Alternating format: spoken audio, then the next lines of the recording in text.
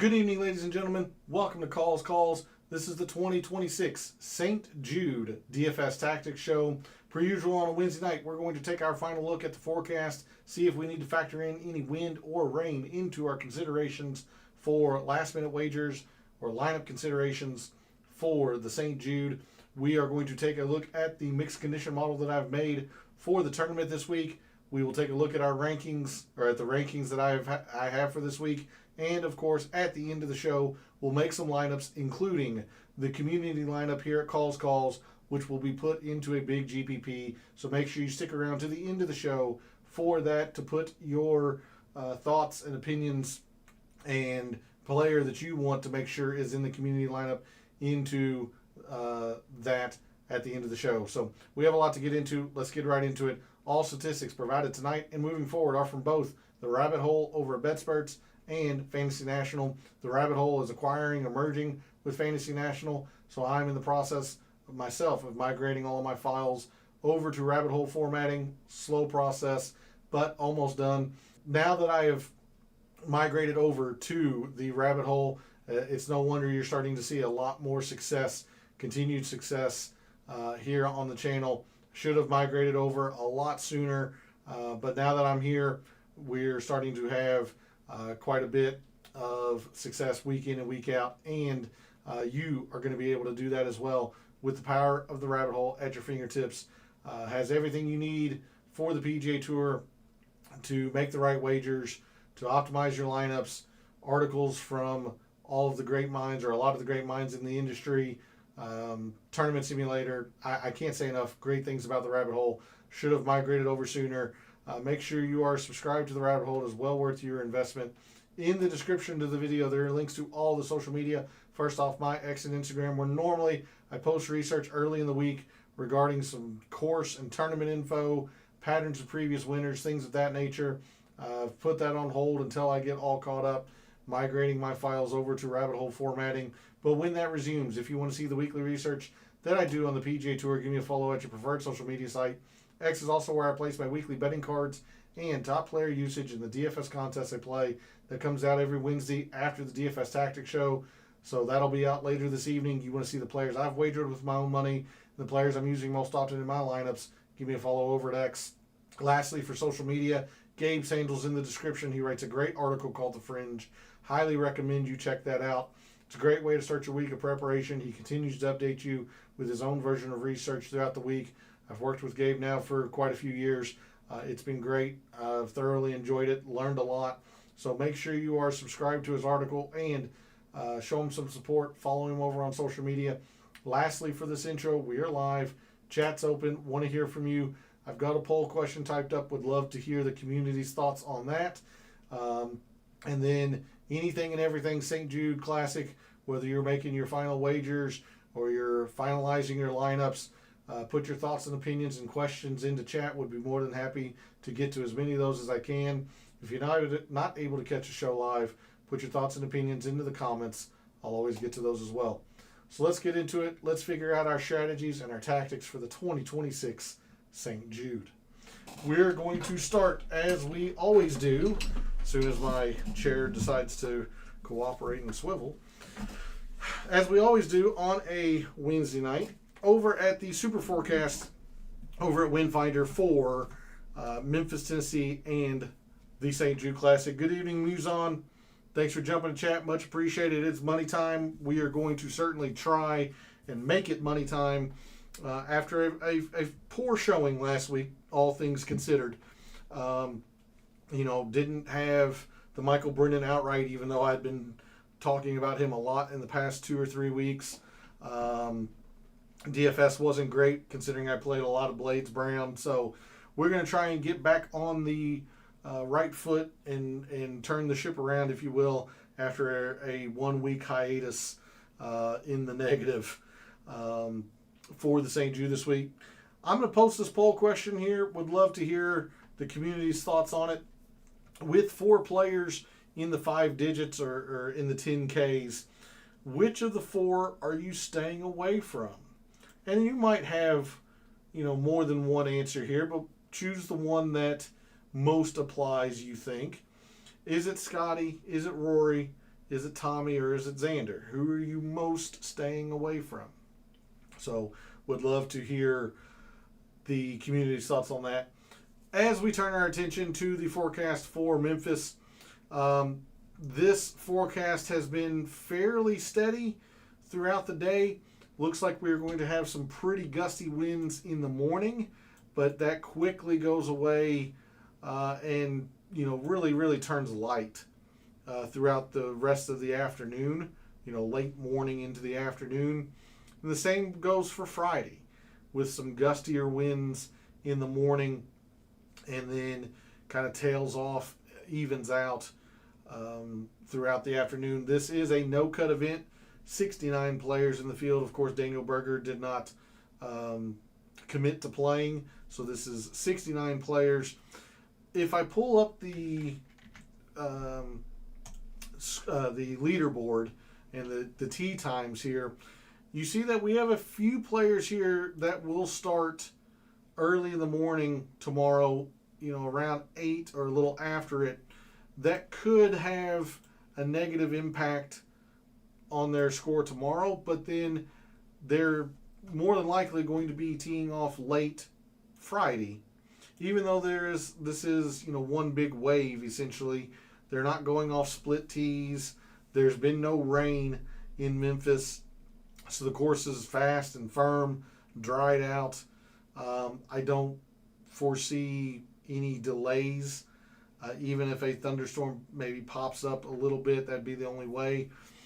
So, all in all, it does look like the morning wave tomorrow, or the first tee times tomorrow morning, might have the absolute worst of it.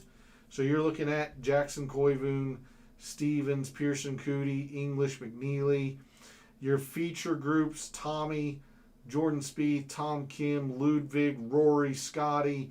Rory and Scotty going off at 9:30. It looks like, at least per wind finder here, that the gusty winds are going to stop at least by 11, if not earlier than that. So these players early in the morning,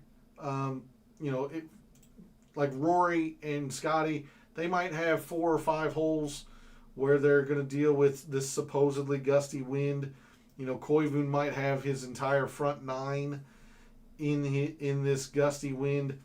If you want to make that a big consideration for your week-long considerations in your lineups, you certainly can. I wouldn't advise it. I would mostly factor this in for Showdown. I would, more so go with players that are starting late for Showdown. Maybe, Victor on down, or maybe even JT and Siwoo on down for your Showdowns considerations, considering it does look like it is pretty darn gusty in the morning, and it looks like it'll level off. But I am focused on week-long DFS contests. I didn't factor this in at all. I'm just going to play the guys that I think are going to play TBC Southwind the best over the 4 days. And if we zoom out and take a look at the forecast on the weekend, it's going to be hot, but a lot of the same. Saturday looks fantastic. Highs into the hundreds, but very little wind. And then Sunday looks the same as Thursday and Friday. Wind in the morning, dying off to a just humid, hot day the rest of the day. So with no cut and no wave advantage to really try and take advantage of, I didn't factor this in. I would mostly worry about this in terms of Showdown. So with that, we're going to go over to the rabbit hole over at BetSperts. And let's just go ahead and go straight to the mixed condition model that I have made for the week for the first playoff event on the PGA Tour. That way it gives us enough time to really go through the price board, these 70 players or 69 players, and really make some lineups. So let's go straight to the mixed condition model. We're going to start with 5% on difficult and very difficult courses. I've talked about it all week, how I simply just disagree with, the rabbit hole calling this easy. Your winning scores have been, in the mid-teens, 15, 16, 17 under. And take a look at last year. Justin Rose, Spawn, Scotty, and Tommy, got out to 16 and 15 under, but they ran away from everybody else. Minus 10 was easily inside the top 10 last year. I don't think anybody calls minus 10 a birdie fest or easy. Hideki in 2024, minus 10 got you inside the top 10 or got you tied for 10th. Now, Lucas Glover, this was a much more bunched up leaderboard. Minus 10 got you to inside the top 15. Will Zalatoris in 2022, minus 10 got you inside the top 15. I think it's going to be pretty difficult. This has generally been one of the toughest courses on the PGA Tour. So 5% on performance, difficult and very difficult scoring conditions. I would have liked to have put more here, but I ran out of percentage because I wanted to make sure I factored in a few things. So 5% there. 10% driving accuracy. Much like Sedgefield, Southwind is brutal to play from the rough. Very high or high missed fairway penalty, high rough penalty. It's about a half a shot penalty from fairway to rough. Greens from the fairway, slightly less, but you basically have no chance of hitting the green from the rough. It is paramount to be in the fairway here at TPC Southwind with the water in play and this really difficult to play out of Bermuda. Got to be in the fairway. 10% driving accuracy, 10% good drives, which is another accuracy metric. Good drive is a player has hit the fairway or they hit the green from the fairway bunker or the rough, wherever they hit their tee shot. I did use the filter missed fairway penalty high. When players know that fairways are paramount, that you have to be in the fairway, who makes sure they are in the fairway or who is good enough with their irons in some pretty difficult rough to play out of. So 10% each in these accuracy metrics. 15% strokes gained approach. Don't think it's any surprise that a lot of the former champions have been excellent in terms of approach. Like Justin Rose was top 10 in the field last year. Your runner-up was runner-up in approach. And no one inside the top 10 was outside, the top half. They were all gaining strokes on approach. That was just last year. Look at 2024. 3rd, 4th, 6th, 10th, 5th. Now, Seamus Powers may be a little bit of an outlier, but he was gaining it off the tee. Approach is a pretty darn big deal here at TPC Southwind, as it is at most courses. 15% strokes gained approach. I would have loved to have put 20% here. Couldn't afford to with the number of metrics and things I wanted to consider this week. 15% approach. 5% greens. Greens are not a given here at TPC Southwind. Yes, from the fairway, they are slightly less hit, but, pretty darn close. It's the rough, really. And overall, it's about 8% less than the average PGA Tour event. So if you're hitting greens, and these greens are really small, 4,500 square feet on average, about the 4th or 5th smallest greens on tour behind Pebble Beach, Harbor Town. I think there might be a couple others. These greens are very small. Hitting greens is going to be a big boost to players. So 5% in greens hit. Then we come to an interesting area where I've talked about how I think it's going to be difficult, but you saw these winning scores. They got into the mid-teens. Even par is not going to win this week. You still have to make birdies. To do that, you got to hit the ball as close to the hole as you can. So I've got 20% in opportunities gained, broken out by these various links that TPC Southwind really enhances or demands in terms of approach ranges. The most common is 100 to 150. But I put the most factor into 150 to 175 because that is where the players that have generally played the best, that's where the majority of their approach shots are coming from. Even though this is driver heavy, they still can club down a little bit and make sure they're in the fairway, leaving themselves some longer approaches into a lot of these longer par fours. 485, 482 is you think about a 300 or so yard drive, leaving yourself 185, 182, and I think you're going to get a bunch of rollout this week like you normally do here. So 150 to 175 was the range that I felt most important of the three. But I do have opportunities gained in all three ranges: 101 to 150, 150 to 175, 176 to 200. If it turns out that I'm wrong and the 151 to 175 isn't the most important this week, of course, I'm going to be a little down on some of those players, in case it's 176 to 200, 101 to 150. If it's a different range, I'll be weak to it, but that's where I have my emphasis in opportunities gained. But 20% opportunities gained, 5% around the green, because these greens are difficult to hit, because these greens will be missed. You're going to have to be at least decent around the green. If we take a look at historical things, historical tournaments at TBC Southwind, it's pretty easy around the green here. And I didn't feel comfortable singling out, short grass or rough, sand saves, anything like that. I think if you had to choose one, I'm imagining it's probably short grass, but I wasn't confident in it. So we're just going to take a look at 5% around the green. Just make sure guys are able to get up and down when they do miss these greens. 5% on Bermuda putting.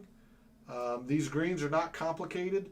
Unlike last week where we were at Sedgefield, we put a lot of putting into the mixed condition model since those greens were heavily sloped, pretty fast, and they'll be fast this week as well, but they just played quite differently. There's not a whole lot of trickery or undulation or anything like that on these greens at TBC Southwind. They're just usually really firm. So putting is not all that difficult, and you can see that by all the green here on the course fact page. So I didn't want to overweight putting. Typically, or non-good putters, or typically guys you don't think is good putters, have performed pretty well here, a la Hideki, Lucas Glover, Will Zalatoris. These guys are never going to be categorized as good putters, but you see Hideki number one in putting the year that he won. Lucas Glover was top 15. It's not like you have to go out and make everything. Justin Rose was top 10, but you do need to roll in a few. So 5% Bermuda putting. 5% birdies are better when or on scoring conditions that are difficult and very difficult. Much like I talked about in terms of these opportunities, even par is not going to win. Par is usually a good score around here, but it's not a good score on every single hole. So you are going to have to find some birdies, maybe even an eagle or two on these par fives, particularly the back nine par five plays to more than a half a shot under par. So who can still go and find birdies when it's difficult? 5% there, but the more important scoring metric is going to be bogey avoidance. So 10% bogey avoidance on difficult and very difficult scoring conditions. And then we finalize the mixed condition model off with par 4 scoring. This is a par 70. The professionals only have 2 par 5s to take advantage of here at TBC Southwind. So when you have par 70s, even par 71s to a lesser extent, par 4 scoring gets enhanced. gets really, really important. So make sure the guys you're playing this week are good on par fours. So 10% there. That's a look at the mixed condition model that I've made for St. Jude and TBC Southwind this week. Hopefully I've given you my reasoning, my thought process on why I included what I have in the mixed condition model and areas where I might be weak. Like I said, if 151 to 175 isn't the most important range this week, I'm going to be soft or not as good this week because I've got more of my emphasis in that range. If around the green matters a little bit more, since greens don't get hit as much here, if distance matters, which it normally doesn't around TBC Southwind, but if it does this year, I'll be extremely weak to that. I'm more focused on the accuracy. So there's the mixed condition model that I have for the St. Jude. We're going to go over to Microsoft Excel, the reveal of my rankings, and as a reminder for returning viewers, for your information, if you are a new viewer, my rankings are based on 3 criteria. The rabbit hole rank, which is a straight numerical ranking based on the mixed condition model that we just talked about, the metrics, percentages, time frame. The rabbit hole will calculate all of that and spit out a ranking for each player in the field. Course value is an attempt at giving the player a numerical value at how well they've played the course. Normally I go back 5 years. This week is different. Don't mind me, I'm checking something in the background here. Yeah, okay. This week is different. I only went back to 2023 for the St. Jude. Why 2023? That was the inception of the current format of the tournament. The 70-man field, no cut, etc., etc. Playoffs and all that. So I'm only going back to 2023 in terms of course value, but I am trying to give a player a numerical value at how well they have played that course over the past X amount of years. The lower the number, the better. So you see somebody like Patrick Cantlay, who's been really good here, Tommy Fleetwood, who's been pretty darn good here, whereas somebody like Shane Lowry has got a higher number because he has not been as good here. So course value is the second of 3 criteria in my rankings. Third and final is projected ownerships. We're playing DFS. We're trying to find unique options off of our fellow contestants. So projected ownerships are also a factor into my rankings. The more unique a player is, the higher or better it is for him. So these 3 numbers get put into a complicated mathematical formula. The computer smokes and grinds and all of that for however long and spits out my rankings. For the St. Jude this week, Matt Fitzpatrick comes out as number 1. I can understand it considering how well he's played. He was actually number 1 in the rabbit hole, even over Scotty. But his course value isn't as strong as some of these others, so I'm a little bit surprised that he stayed number 1. He's also not as wildly popular as I thought he'd be. So Matt Fitzpatrick, number 1 in my rankings. Russell Henley, 2nd. Tom Kim, Patrick Cantlay, and Sam Burns round out my top 5. Jacob Bridgman, 7,200 Jacob Bridgman, 6th. Scotty, Siwoo, Cameron Young, and Tommy Fleetwood round out my top 10. Scotty obviously getting hurt by the fact that he is the most projected owned player in the field this week at anywhere between 25 and 30%. His course value is great. He rated 3rd purely by the metrics and the analytics. He's just dropping because of that. Jacob Bridgman is rising due to the fact that he's the only single-digit projected owned player in the top 10. But don't ignore Jacob Bridgman. He was also in the top 10 purely by the analytics. The model really, really liked him. Top half in this field, 30th out of 69 in approach. Top 5 in opportunities gained from the most important range, the 151 to 175. He's been great on par 4s. 2nd in opportunities from 101 to 150. he's been playing a lot better lately. So the more the week went on, the more I was happy about Jacob Bridgman, and I'm happy to see him not as highly owned. I don't really have any qualms with my top 10. I don't think I would put Matt Fitzpatrick number 1, but you can always argue the ordering. Yeah, I just don't really have any qualms here. With a short field, the best of the best are here. Generally speaking, the best of the best on the PGA Tour are in this top 10.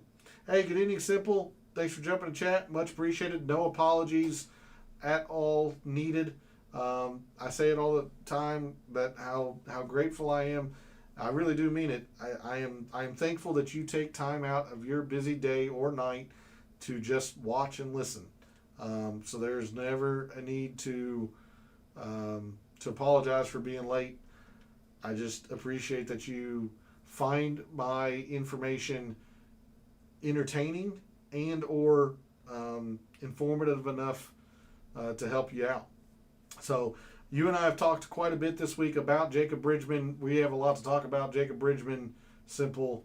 But I have to give you credit. You have really, really turned my focus towards Jacob Bridgman this week. Hey, good evening, Hanka. Thanks for jumping in chat. Much appreciated. What are you doing with Bobby Mack, who hasn't played in a month? Kind of like him. He's performed well off a layoff before. You see, he didn't necessarily rate out all that well. He was right in the middle, 35th out of 69, so literally right in the middle. We'll get into it. But I'm not playing any Bobby Mack is the short answer, Hanka. Let's sort on the price board, figure out where our fellow contestants are going at various areas of the price board, and how we are going to maneuver around them. Last week I know you had tons of bets. No, not this week. I really kind of focused on DFS. I mean, I have a few outrights, but it's certainly not to the level that I did last week at the Wyndham. Generally speaking, your cream of the crop rises to the top here at TBC Southwind, and that means usually not great odds. Now more mid, not favorites, but not long shots. Your mid-tier guys have won. Rose was 100-1 last year, but Hideki was a favorite. Lucas Glover was a mid-tier because he was coming off the win at Sedgefield in 2023. Will Zalatoris was, I think, low to mid-tier. I don't know. I just wasn't all that confident in many guys to win. I just think there's quite a bit of value in DFS. So I just spent most of my time in DFS. Whereas last week, I really thought that tournament was wide open. It was. I had talked about Michael Brennan for seemingly how long? A month? 2 months? The 1 week I don't bet him, he wins. Such as the way things go. But my assessment was correct in the sense that last week was pretty wide open. Oh, Bridgman giving you the warms and fuzzies this week. Yeah. To put it lightly, yes. All right, let's go through this price board here. The crux of the poll question tonight. There are 4 players in the 10Ks or the 5 digits.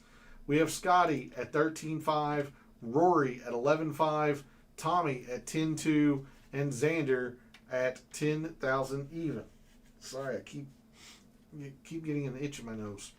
I'm going to be honest with you. I am playing 2 of these 4 players, so technically I have 2 answers to the poll question, and the 2 players I'm playing are probably what you can gather from my rankings. I will play a little bit of Scotty. I was hesitant to do that earlier on this week, as in like yesterday when I really started focusing on DFS and lineup building and all that. But I do think there's enough value or enough good plays in the 6Ks that you can do it. It's not my favorite lineup to build this week. With him being the most projected owned player, I'm not going to Scotty as often as the other guy in the 10Ks. But I want to make sure I have some exposure to Scotty. He's been great here. You know, we've talked about this for a while now, but he's having just as good of a year statistically as he did last year. He just doesn't have the wins.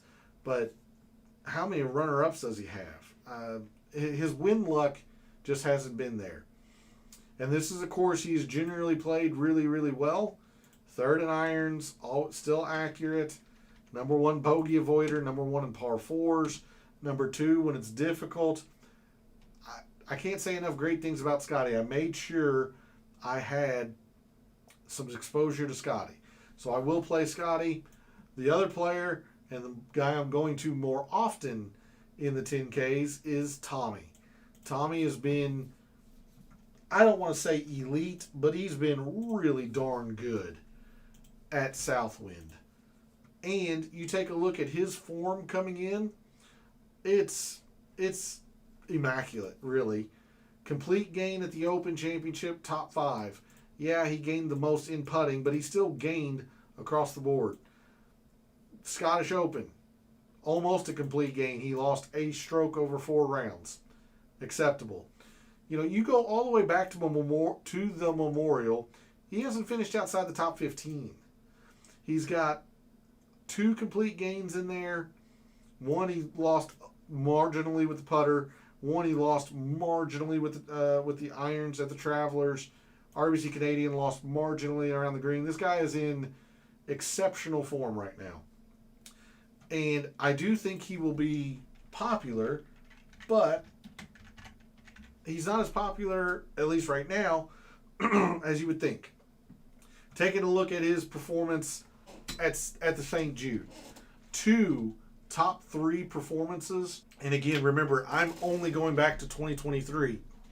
So his course value or his course history for me is exceptional. 2 top 3 finishes, top 25 the year he didn't, in which he lost 8 strokes putting. That might have been one of his worst performances of his career. It was the worst performance putting-wise in his career. That's a complete outlier. I'm not saying he's going to, go out and gain 6 or 8, but he's just if you play the statistics, if you play the averages, he's not going to lose 8 strokes putting. I'm sorry, he's just not. So, the fact that Tommy is playing as well as he is right now, coming off all of these top 15s, and then we take a look at his projected ownership, and say what you want about these projected ownerships. You could disagree, but he's hovering at the same as Rory, the same as Xander, maybe even a little bit less, with a lot better history here. I'm sorry, just give me Tommy. I've been down on Xander all year, and then he finishes second, I think it was, at the Rocket. Really kind of put me in my place, but it was a performance that kind of came out of nowhere. He gained 10 strokes ball striking. He hadn't done that really since the Masters. The putter cooperated, which it hadn't in recent tournaments. And he's been good, but not great here. The runner-up in 2024 to Hideki, sure. But 2 other finishes outside the top 20 when it's a 70-man field.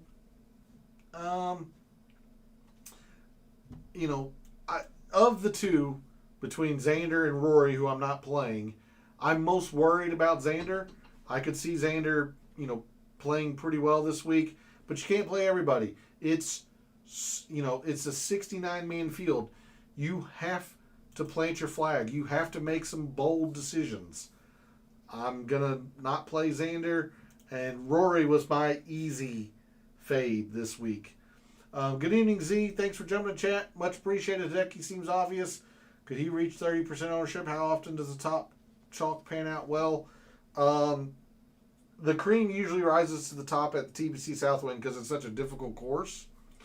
Having said that, if we take a look at Rory, a couple of things here with Rory. Rory hadn't gained strokes on approach in the past 3. Now, he hasn't played all that much, but he hasn't gained strokes on approach in his past 3. And if you take a look at his performance at TPC Southwind, he's got the T3 3 years ago. And then last year, or 2 years ago, excuse me, he was darn near last in the field. He's missed the cut here before. There's just too much. There's too much noise here around Rory for me, especially the fact that he hasn't been as good with the irons. Don't get me wrong. Rory is one of the most talented players in the field. He could very well, if his driver is truly cooperating like it did at the Open Championship, and he's hitting it 360 yards and finding fairways, then this is Rory's tournament to lose. But he simply hasn't done that around TPC Southwind. He hasn't. He lost 4 strokes 2 years ago. Lost 2.5 the time before that. Rory to me was the easy fade, and then I took a stand on Xander. Let me get caught up here. I don't think Hideki reaches 30%, but he is going to be pretty popular. Best start I've heard for last 7 or best stat. Last 7 winners at St. Jude came in at worst top 15 placement. When I resume my research, those are things that I'd be able to tell you. I've had to put that on hold until I get all caught up, migrating all of my files over. I was a member at Fantasy National, and then moving those files or moving that data from a very, very in-depth full spreadsheet like this, or full workbook if you want to be technical, to the rabbit hole formatting just takes a bunch of time. And that's something I'll do in the off season. I'm almost caught up, but not quite there yet. But when I resume, those are things that I'll be able to tell you for sure. Simple. I'm looking forward to getting back into that. That's what I love to do, is finding patterns and trying to exploit it. But it makes sense. It really does. I mean, at this point in the year, in the playoffs, you need to be playing well. You just simply do. Scotty and Rory grouped up. Maybe they'll show a shot or 2 of them. Maybe.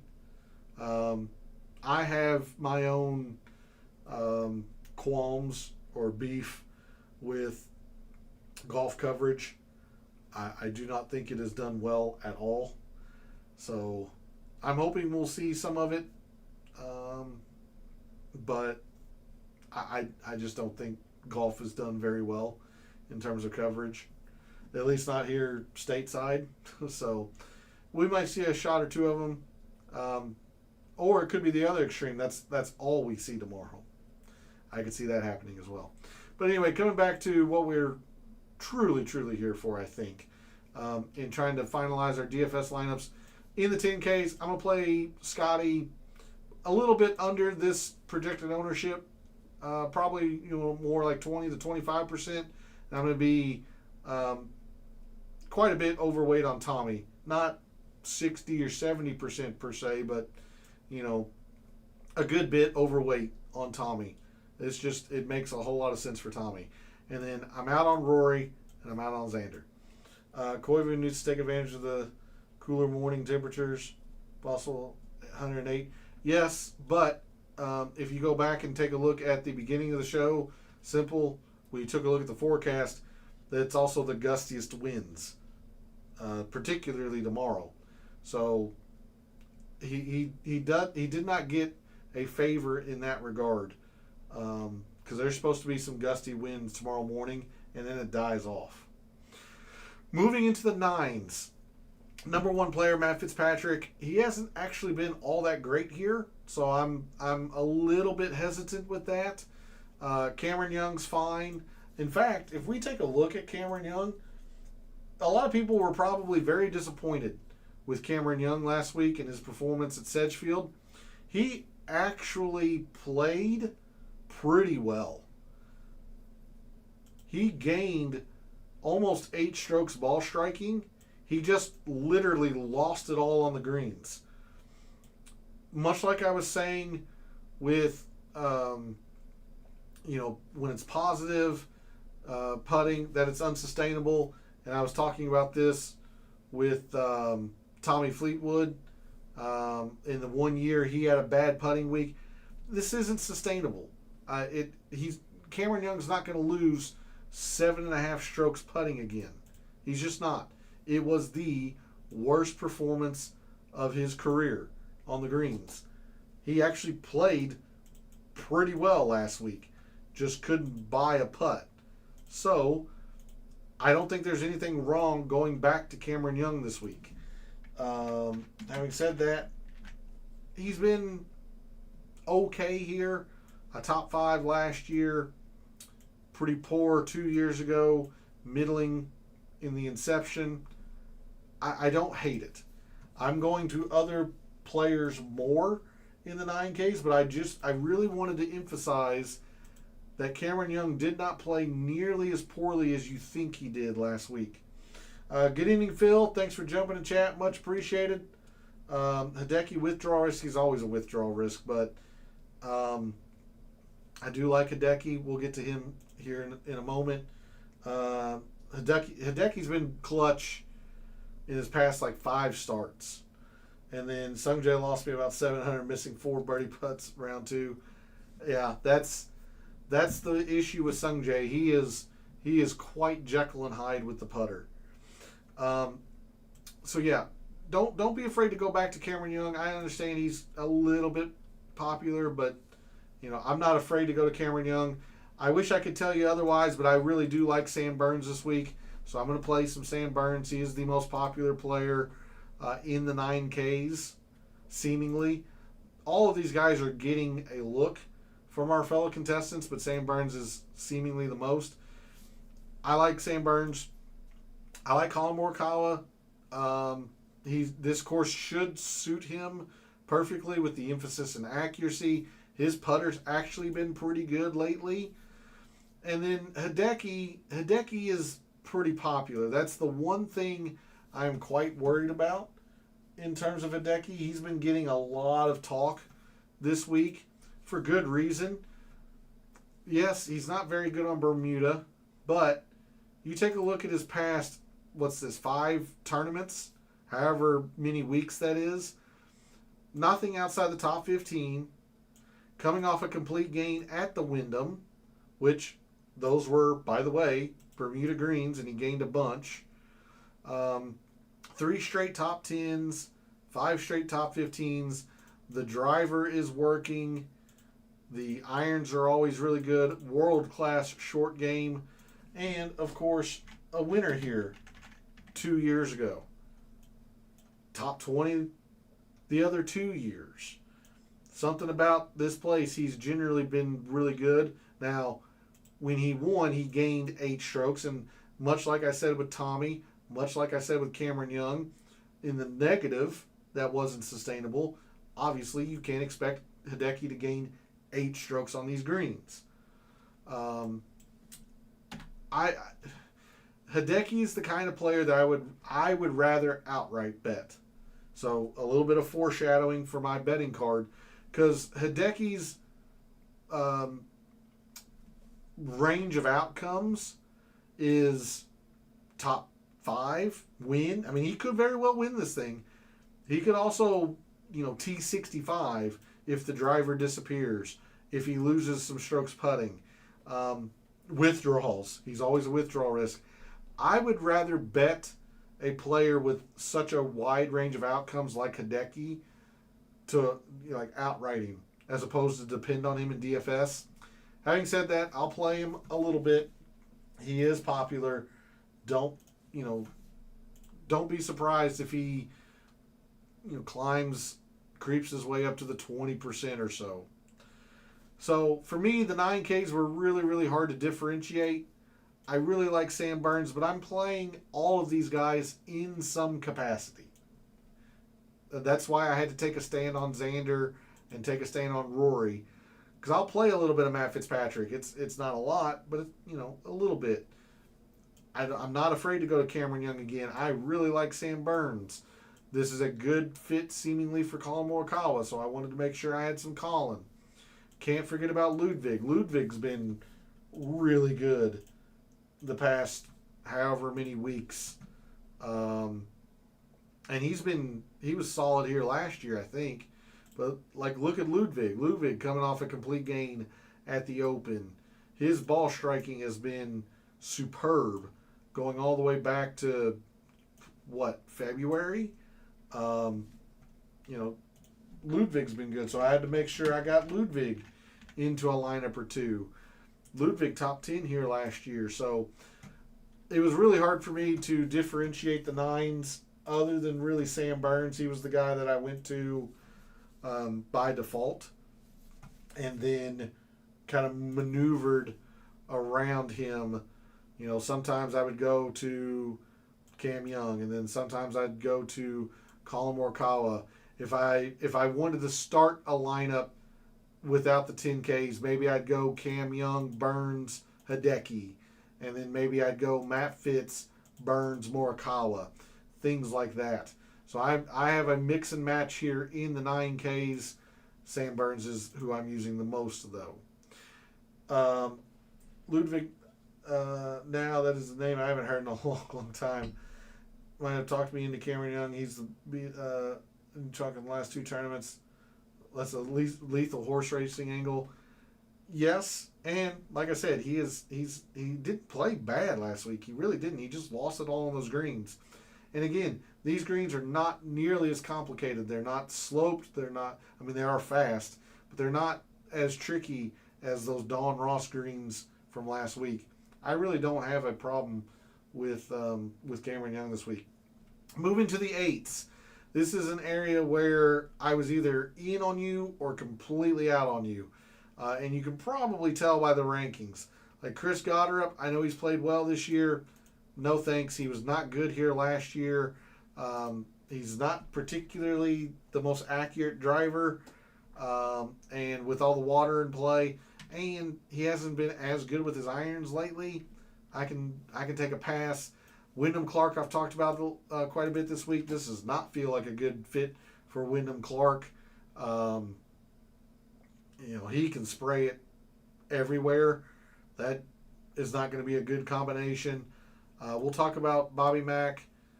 Rose, defending champion, sure, but he hasn't been nearly as good as he was last year in terms of form coming into this week.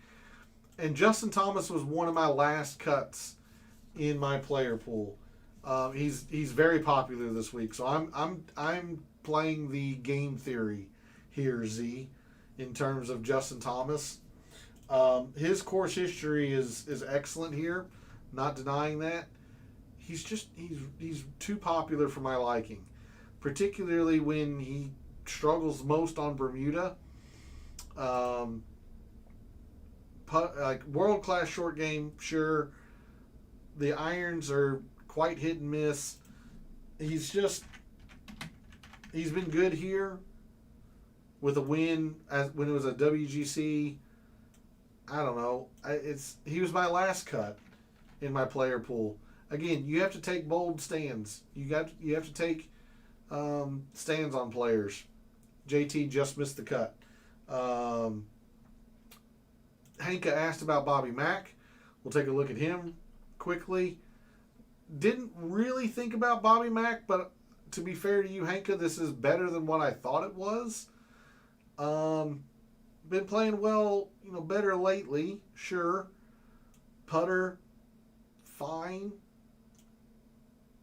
I I guess I still don't have this version of Bobby Mack out of my head, but he's hit his irons better.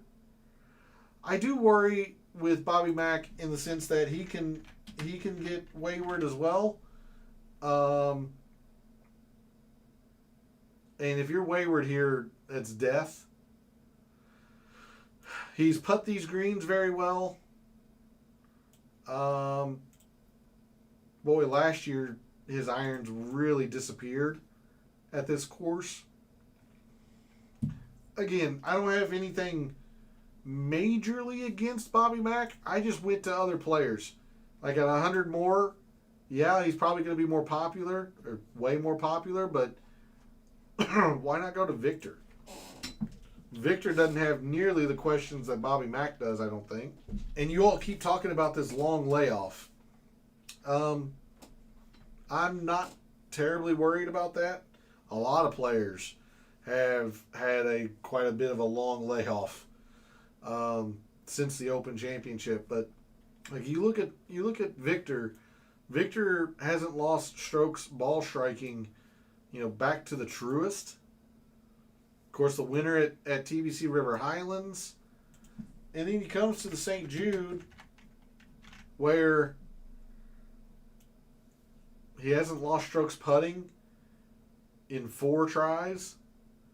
I'm only counting the last 3, but even the time before that, he's never, and I'm talking never, lost strokes with the irons here.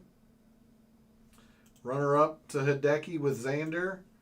Top 15. And in fact, the around the green game has gotten better.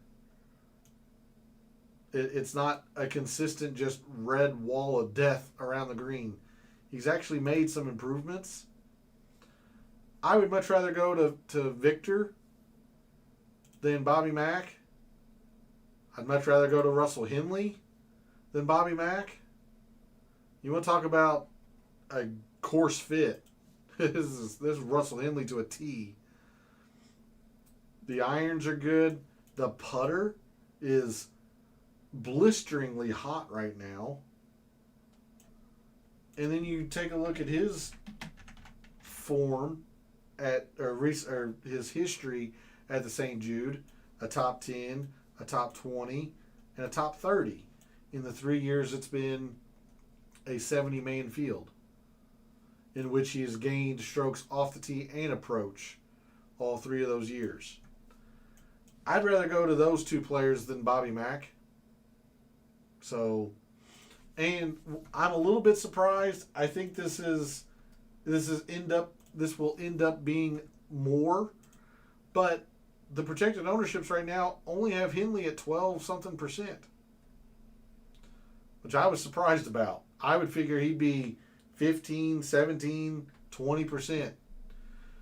I would still bank on this being a little bit higher, but even so, I'm going to Russell Henley, Victor in the 8Ks. I wanted to go to Cantley more because you see this elite course history, but he seems like he's going to be pretty popular. We've had a lot of talk about Siwoo this week. Siwoo's having a career year. Does he make enough putts to actually contend? Hard to say. So, like I said, in the 8s, I was either in or out. Goddard, Clark, Bobby Mack, JT, and Justin Rose, I full faded, meaning I played Cantley, I played Siwoo, played Henley, Hovland, and I sprinkled some Koivu. I'm really interested to see how Jackson Koivu handles this scenario, this playoff run. So, I played him like 2 or 3 times. So that's how I see the 8s. We didn't talk about Cantley. I mean, this course history is just immaculate. We didn't really dive deep into Siwoo. I've done that a lot this week, but it's fine. I figured he would be a little bit more popular as well, but it's fine. I played Siwoo a little bit as well. moving into the upper sevens. Really kind of only playing 2 players up here. It's the 2 guys who rated out well. Yes, they're extremely popular. Don't care. I'm going to play them. Tom Kim doesn't have great history here, but his recent form is just good enough to not necessarily ignore it, but weight it heavily. Number 1 in irons, accurate, 3rd from 151 to 175 in terms of opportunities, top 10 in par 4 scoring, 1st and 5th in the other 2 opportunity links. A lot going for Tom Kim, especially recently. And then JJ Spawn, he's been great here. Irons, number 1 in the opportunities from 151 to 175. I'm not terribly worried about bogey avoidance. I mean, this guy did win the U.S. Open last year. JJ Spawn's a little bit more boom or bust because of the putter. If the putter goes cold, it's going to be bad. But I did play these 2 guys fairly significantly. And then coming down into the mid sevens, until he shows otherwise, I'm going to play Michael Brennan. Whether or not I'm 10%, 15%, or 80% kind of depends. But until he proves otherwise, this guy's just playing otherworldly golf right now. I didn't think Sedgefield fit him in terms of a course fit last week. He goes out and wins. So, I don't know. Until he wakes up or comes back down to earth or whatever, I'm going to play Michael Brennan. And despite his ranking, I'm actually going to play Ricky. And I want to show you why. Ricky's history here, maybe not the best, but one thing about Ricky, when the putter goes, he goes. Ricky's gained strokes in 3 straight with the putter, and you can see that by his 3 straight top 20s. He's also driven it better. This is a hunch. I think Ricky's going to play better than that $7,500 price tag. And he's also played well here last year. Now the rest of his history is not great here, but he at least found something last year. I don't know. Like I said, this is a hunch. Ricky is not necessarily the most popular in his price range, but he's certainly getting a look with Thorbjornsen, with Brennan and Gerard. This is, like I said, this is a hunch. This is my gut feeling for the week. I do think Ricky, despite the fact that he didn't rate out well for me, he's got a lot of red in here. I think he's going to be okay. Moving down into the lower sevens, really only one name for you all. It's the guy that is the only one that's in the top 20 down here in the low sevens for me. It's Jacob Bridgman. A lot of the credit goes to Simple, who's in chat this evening. He asked me about Jacob Bridgman, I think it was Monday night. And Jacob Bridgman was an afterthought for me. And then he asked about him. We dug into it. Jacob Bridgman's been playing pretty well lately. The putter has come back.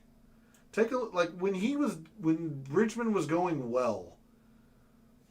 Like he wins the Genesis, but when he was going well, look at the putter. He was the best putter, or maybe the second best putter on tour behind Jake Knapp early on this season. The putter was immaculate. The irons were going. He wasn't a world beater off the tee, but he was consistently gaining a little bit off the tee. And then his putter kind of left him right after the Masters, like the Masters, Truist, Quail Hollow, PGA, Aronimink, Memorial. Putter kind of leaves him. The irons kind of leave him. Look at it lately. Since Toronto, he's gained strokes in putting 5 of his last 6. Gained strokes with the irons in 5 of his past 6. starting to come back. He doesn't have much of a history here, but what little history he does, pretty solid in the top 20. I am going to be extremely overweight on Jacob Bridgman because it's really the only guy I like down here. And he seems to be a pivot off of the Akshay and Gerard and Brennan chalk down here. I've seen a lot of people talk about Akshay. I'm sorry. That driver's really bad right now. Højgaard sprays it everywhere. I can't trust him. I want to like Rayton, but Rayton really kind of depends on par 5s to do his scoring. It's not like he's terrible on par 4s, but he really makes up a lot of it in the par 5s. And he's whatever little sample size there is, he hasn't been good on Bermuda. Alex Smalley played very well last week. I think that was the home game boost. That was his home course. So you take a look at his course value. It's one of the worst this week. No thanks. So really, it's only Jacob Bridgman down here. Any interest in Scott or Spieth? No. Nope. Definitely not Adam Scott. I did take a look at Jordan Spieth. And a good segue. We'll start there in the 6Ks. But do you have any confidence, Z, on what you're going to get from Jordan Spieth? Because if you do, all the power to you. He is everywhere with the driver right now. You think the irons are going well. He'll lose a stroke around or 2 strokes around at the Memorial, and then he'll lose a stroke and a half around at the Open. His normally world-class around the green game, not there. Sure, he's putt well recently, but And then I don't think he's got that great of a history here at the St. Jude. Top 10, the first year it was a 70-man playoff, but then he pulled a Rory in 2024, darn near dead last. Wasn't particularly strong last year. I don't see it. I don't see the Spieth love this week, especially since his top 20 last week was all predicated on the putter.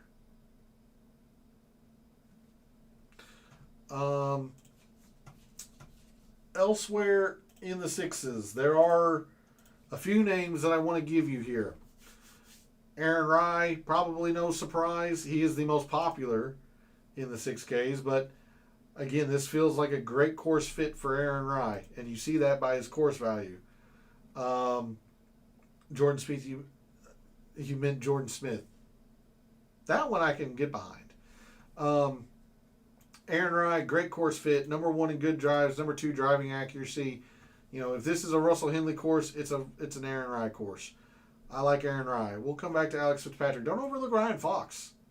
I know he doesn't rate out well for me, but this guy just won the Open Championship. Ryan Fox could be sneaky. Corey Connors rated out well for me. I'm a little skeptical on this one. He's been playing better lately, but this hasn't been a good Corey Connors year, so Sung Jae very popular, whatever. Let's take a look at Jordan Smith, Z. I don't hate it. Meaning, I played him a little bit. As soon as the rabbit hole wants to cooperate. Not a good putter, but on these uncomplicated greens, you would think that's not as big of a deal. I think TPC Southwind, or at least the angle I'm playing TPC Southwind, this is a ball striker's course. It demands you to be a really good ball striker. Look at Jordan Smith lately in the ball striking. He's been great. Maybe not elite, but great. And his putter actually has been pretty good lately. Obviously, he's got no course history here. I don't know. I took a couple of chances on it. Good evening, City. Thanks for jumping to chat. Much appreciated. How do I feel about Brian Harman? I gave him the slightest of looks, and then I came to like Jordan Smith, and I went to somebody else quite heavily in the sixes. But we'll take a look at Brian Harman here in a second. But yeah, I like Jordan Smith quite a bit. He needs a big week to make it to the BMW. I think he will play well. Z, I don't know if he'll make the BMW, but I think he does play well. Brian Harman, this, as we've talked about with Russell Henley, as we talked about with Aaron Rye, this should be a good Brian Harman fit. The problem is, he's not in great form right now, City. Lost strokes in 4 of his past 5 off the tee. The Open was really bad. The Wyndham was bad last week. The Wyndham should have been a good fit for Brian Harman as well, and he did not play well at all. Hey, good evening, Mark. Thanks for jumping to chat. Much appreciated. Glad to see you in here. He sandwiched a fantastic performance at the 3M with 2 pretty dud performances. What's he done here? Good, not great. Again, remember, I'm only going back to 2023 because that's when the 70-man no-cut formatting took place. So I'm not factoring in his T3 4 years ago. I'm not going to Brian Harman. If you have a strong hunch, I'm not going to try and talk you off of him. But I wasn't really comfortable going anywhere below Jordan Smith at 6,600.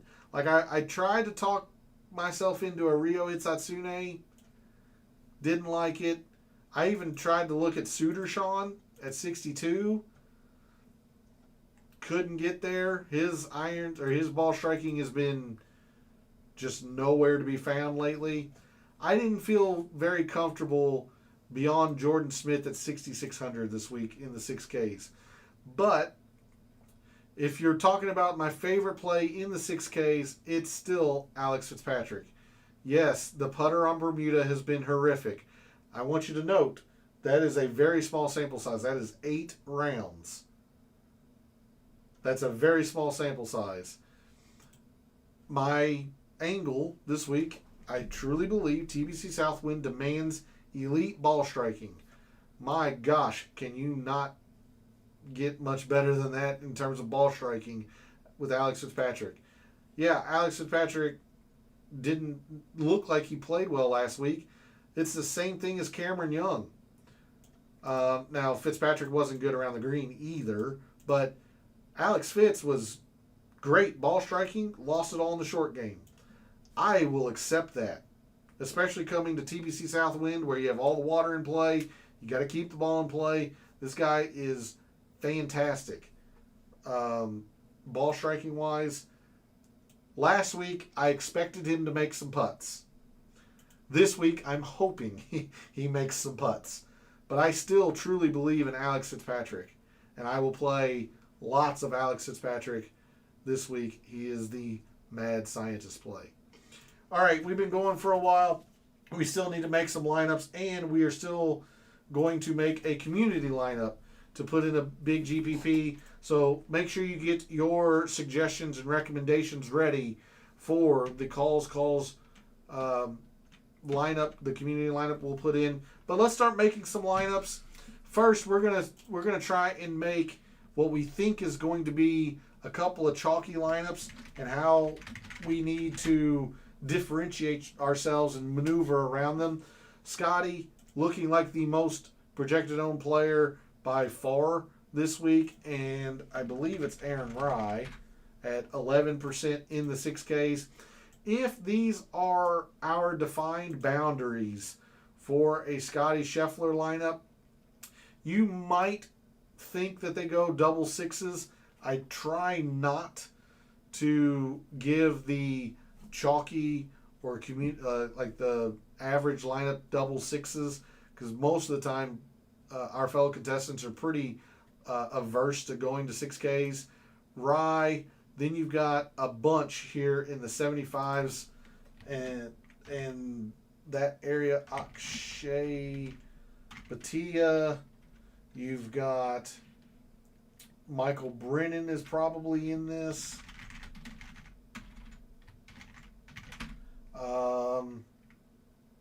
Gerard and 76. Like a couple hundred more is JJ Spawn. I'm just going to go to Thor Bjornsson.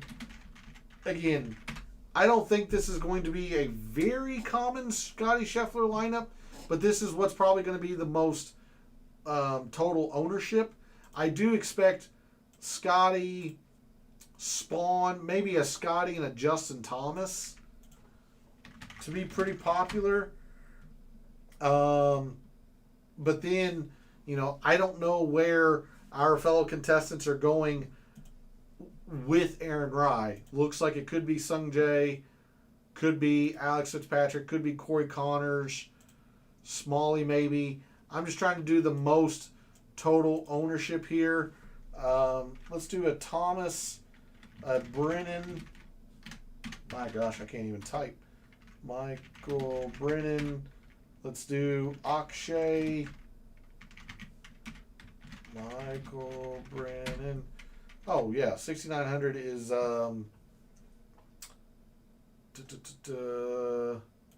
we got Spieth. Connors. So Jordan Spieth in here. So a couple of different ways that those Scotty lineups are being built. Seen so many with Scotty, and I'm assuming that's Alex Fitzpatrick, because I don't think there's any way you can do Scotty and Matt. Can you? I don't think so.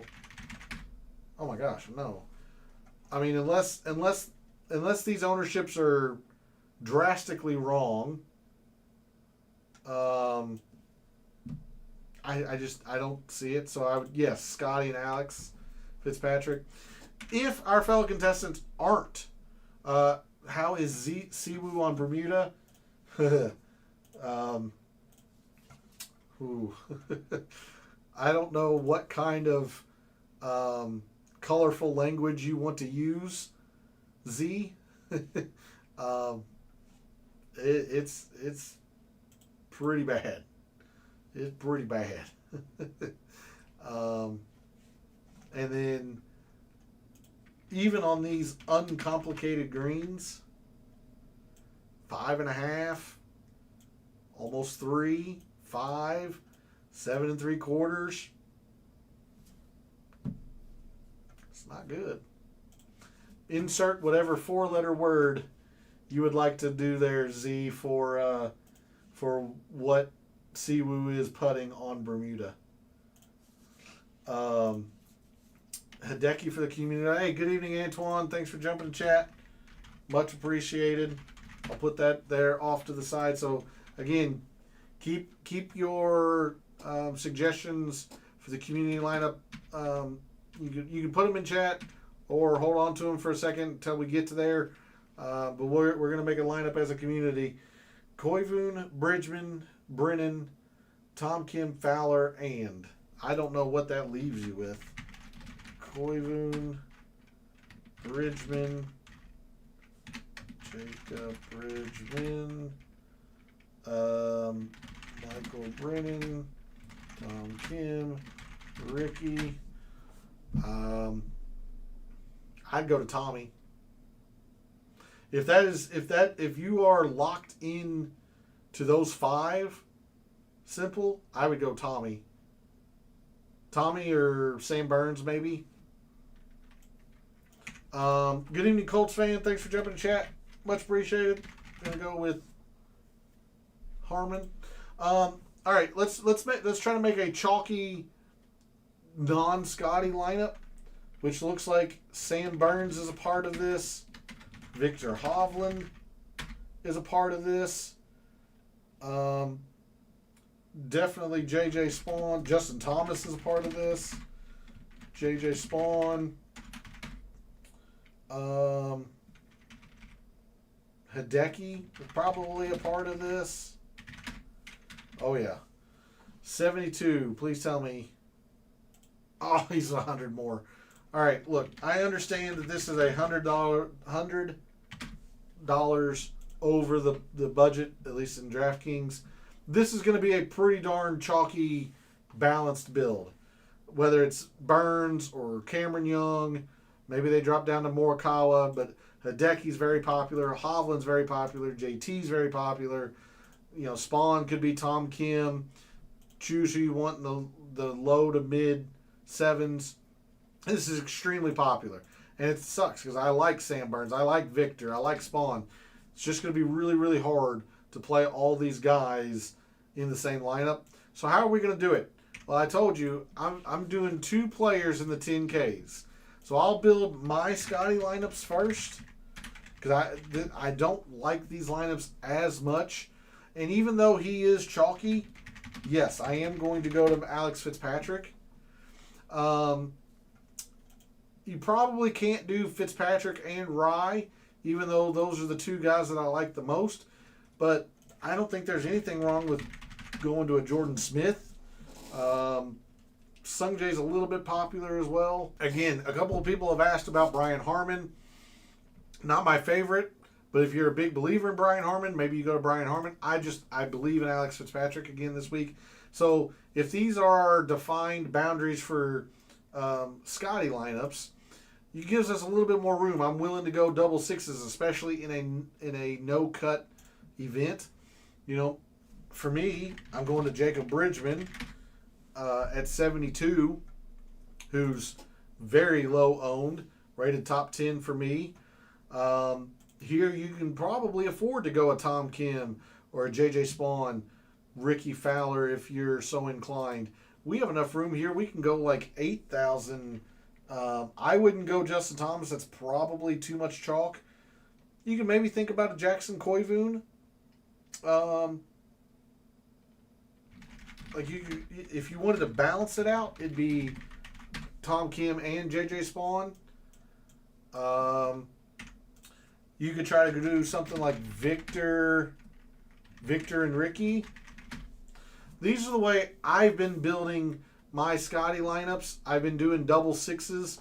I've tried not to do Fitzpatrick and Aaron Rye because that's going to be the most chalky pairing or double 6K pairing, I think. But I've done it, once or twice, going Alex Fitzpatrick and Aaron Rye. Maybe you go Jordan Smith, Brian Harman. Can you fit a 9K in here?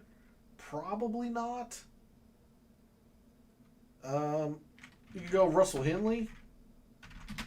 Nothing wrong with Russell Henley. And then, again, Jacob Bridgman's kind of the glue to all of this. And a reason why simple that I've really liked Jacob Bridgman. He kind of just fits in a lot of different lineups. To round this out, 76. I'm not really all that high on McNeely or Kitayama. This would be Ricky. Maybe it's Michael Brennan. I'm not that high on Michael Thorbjornsen.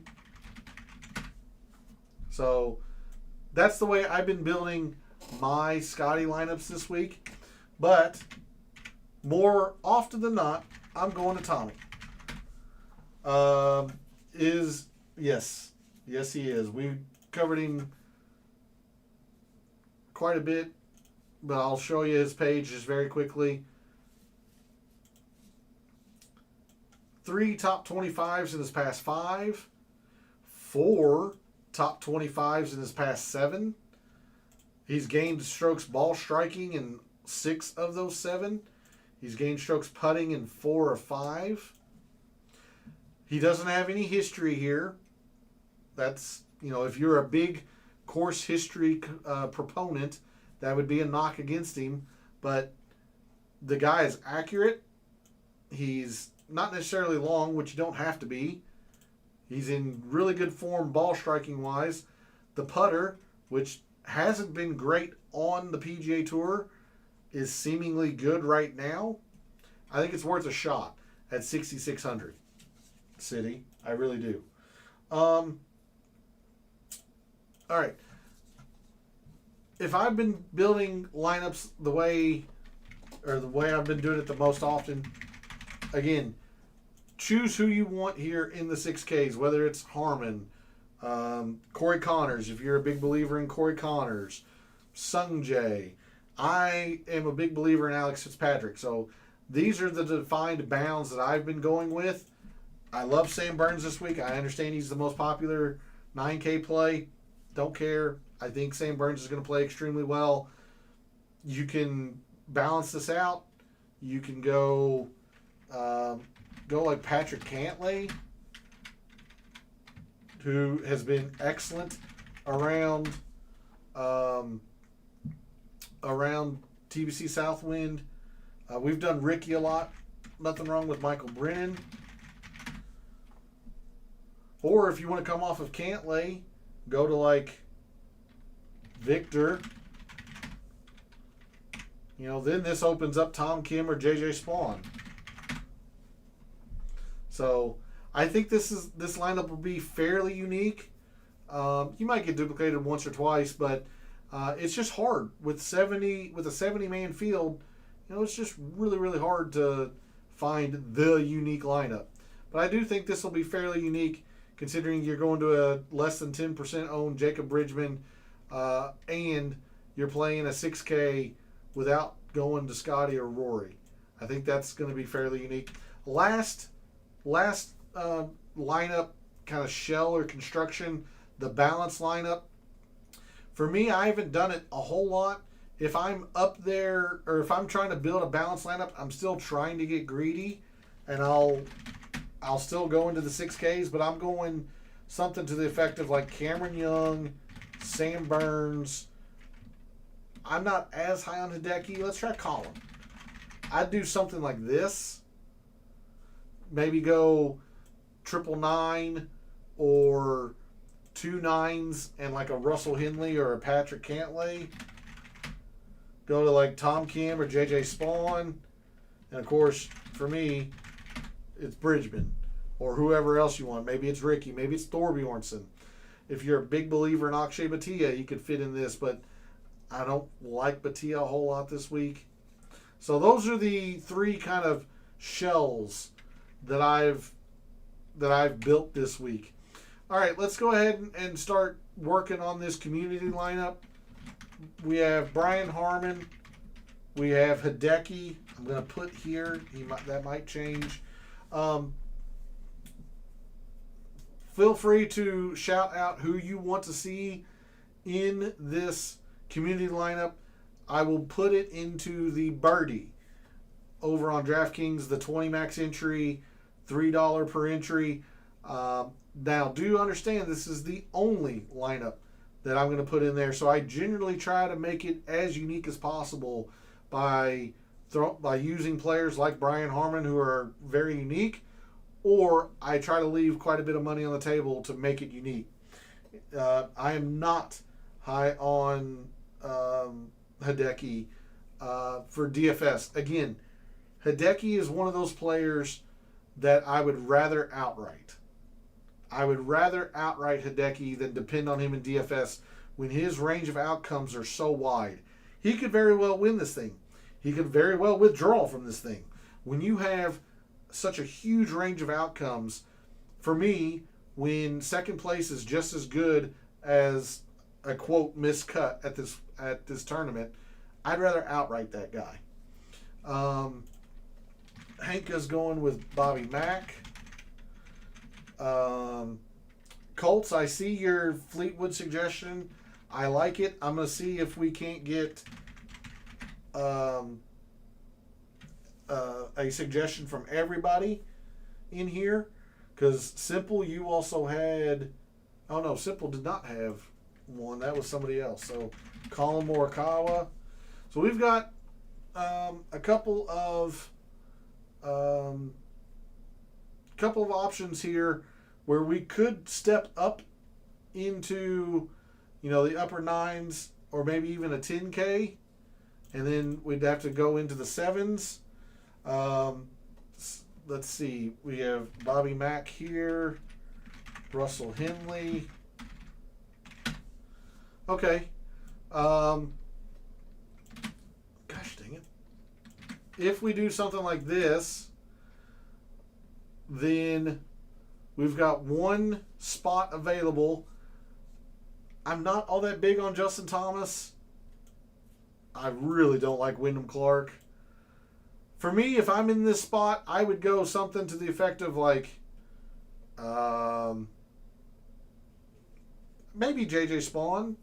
I don't think he's going to be too highly owned here, especially since if we're starting with Colin, I think that's going to be pretty darn unique. Muson says Sung Jae and leave a whole bunch of money on the table. Okay. Yeah, this is 6 different players from 6 different community members. How do we feel about this? Leaving quite a bit of money on the table. Going Colin, Hideki, Henley, Bobby Mack, and then leaving a lot of money on the table for double sixes. Give me a thumbs up or somebody else you would like to see in case you want to say something else. But again, I really like the fact that we've got 6 different suggestions from those in chat. Very quickly, next to last thing here, I'll show you my core.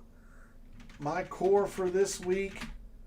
And understand not all of these guys fit into the same lineup. I know that. I'm just showing you the players that I'm using most often in my lineups. JJ, Jacob Bridgman, and Alex. I've tried to keep a very, very tight core. I am playing a little bit of Scotty, so Scotty's probably up here as well. But, you know, these 7, particularly Bridgman, Alex Fitz, Spawn, these guys are going to have to play extremely well for me to have a big week. I am depending on Fleetwood and Burns, Hovland to a lesser extent, and then I'll put Henley kind of like in an orange. I'm more going to Hovland than Henley, but I am playing Henley quite a bit. So that is my core for the week. Really needing these 3 players to play well, particularly Jacob Bridgman. If he plays well, it's going to be a really good week because I'm playing him a lot, and he seems like he's very unique. All right, poll question. Looks like it's a pretty overwhelming sentiment among the calls community that we are staying away from Rory. He is certainly one of the 2 players that I'm staying away from in the 10Ks or in the 5 digits. I am not playing any Rory, not playing any Xander. I am going to end the poll. And the last thing we are going to cover this evening is the picks challenge between Gabe and I. I made up some ground on him. I think I'm 2 points behind Gabe with 2 weeks to go. So I'm needing 2 pretty strong weeks to make sure I maintain the championship belt, if you will, of the picks challenge and defend my title from last year.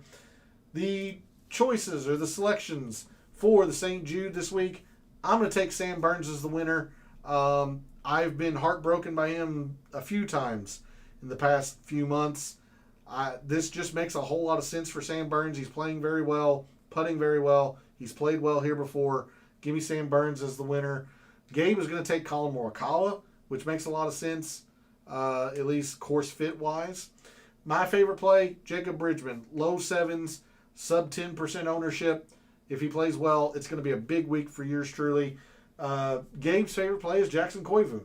Similar thought in the low 8s, being a pivot off of the Justin Thomas, Victor Hovland chalk, and pivot off of Tom Kim and JJ Spawn in the upper 7s. I'm going to fade Rory. Really, there's several players I'm fading. I'm fading Rory, fading Xander, fading Justin Thomas. I just chose Rory for the big name,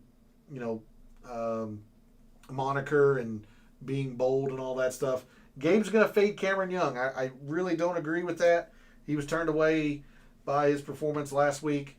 Mad Scientist play, for me, it's Alex Fitzpatrick. He might be a little bit popular in the 6Ks, but I'm still a big believer in Alex Fitzpatrick. Gabe is going to Mad Scientist play Jordan Smith, somebody we've talked about quite a bit tonight. FOMO, fear of missing out. I'm going to make sure I play some Cameron Young. I think last week, we know last week was the worst putting week of his career. I don't think that is going to happen again. I think he plays well.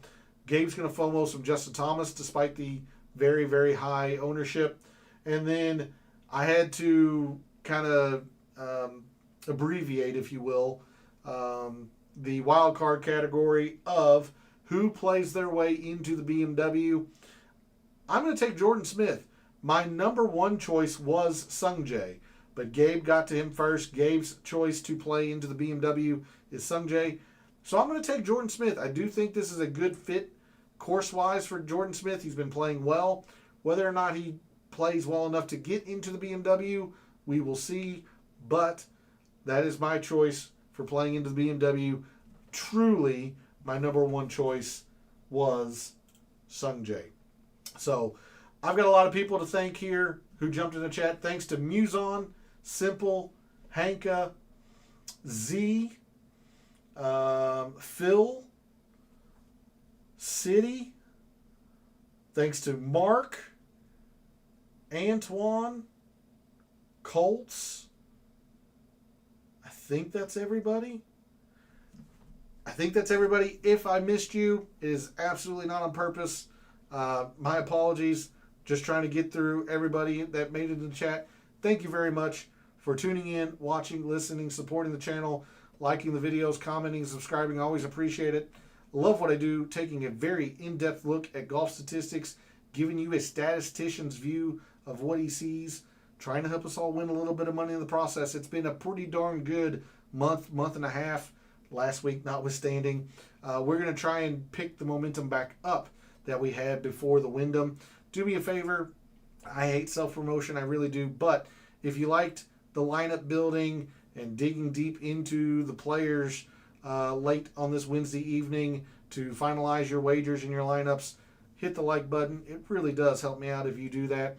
If you feel so inclined, subscribe to the channel. I'm live 3 nights a week covering, again, like I said, in-depth golf statistics to try to help us find values in the outright market and some hidden gems in our DFS contests. So thanks again for all the support. Very, very much appreciated. For all the wagers you've made this week for the St. Jude, for all the DFS contests you play this week for the St. Jude, for this weekend and every weekend, may all your bets be profitable.